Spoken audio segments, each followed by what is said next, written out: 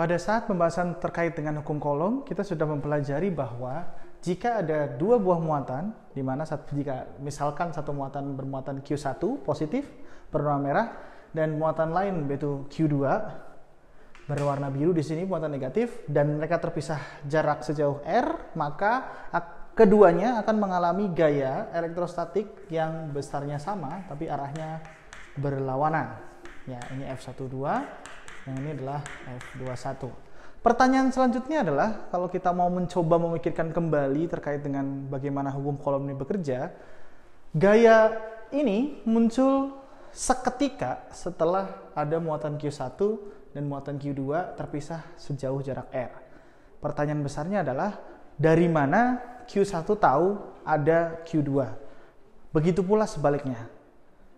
Dari mana muatan Q2 ini tahu ada Q1 dengan berjarak R, ya, sehingga kemudian mereka berdua mengalami gaya F.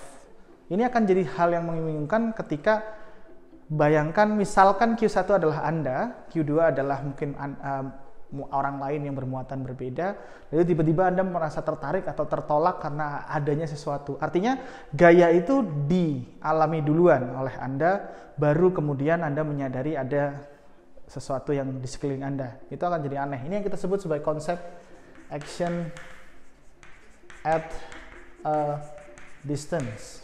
Ya, ini istilah bahasa Inggris ya.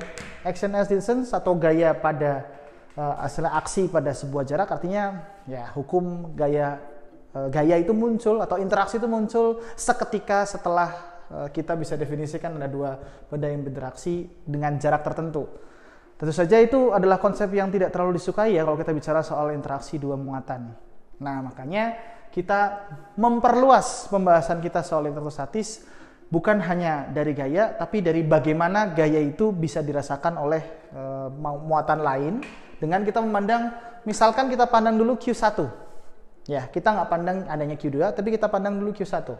Jadi Q1 ya, dengan muatan positif di sini ya, dengan besar Q1, itu kita bisa pandang dia memberikan pengaruh ke sekelilingnya.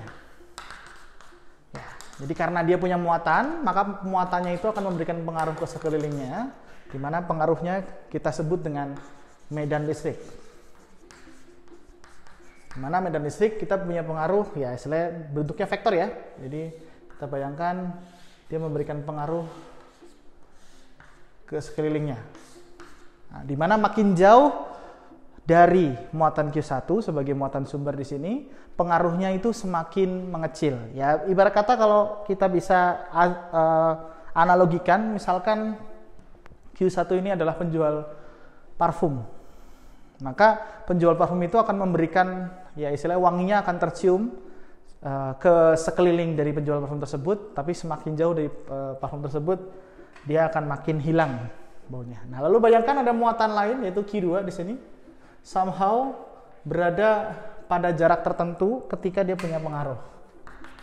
Ya, pengaruh. Sehingga ketika dia masuk ke daerah pengaruh jadi Q1, baru kemudian muatan Q2 ini berinteraksi dengan pengaruh yang atau medan listrik dari Q1 sehingga dia akan istilahnya medan tersebut berinteraksi dengan dirinya sehingga interaksinya memunculkan gaya. Ya, di mana gayanya kita bisa definisikan ke sana.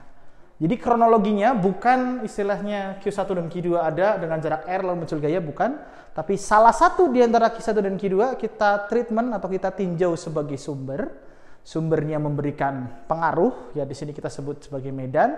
Ketika ada muatan uji atau muatan lain masuk ke daerah pengaruh tersebut, baru kemudian interaksinya bisa kita dapatkan.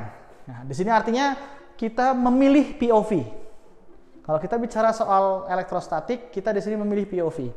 Yaitu kita di sini kebetulan kita memilih POV-nya Q1.